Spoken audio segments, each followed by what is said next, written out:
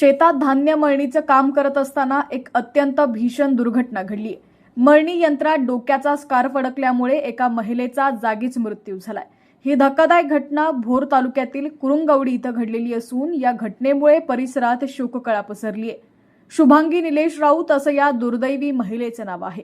मिळालेल्या माहितीनुसार कुरुंगवडी परिसरात सध्या पिकांची काढणी आणि मळणीची कामं वेगानं सुरू आहेत.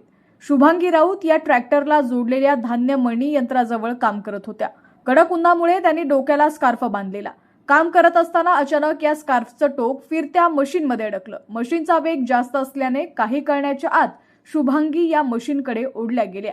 यात त्यांच्या डोक्याला आणि शरीराला गंभीर दुखापत झाली. हा प्रकार लक्षात येताच तिथं उपस्थित असलेल्या नातेवाईकांनी आणि इतर मजुरांनी तातडीने मशीन बंद केली आणि त्यांना बाहेर काढलं. रक्ताच्या थारोळ्यात पडलेल्या शुभांगी यांना तातडीने जवळच्या रुग्णालयात हलवण्यात आलं.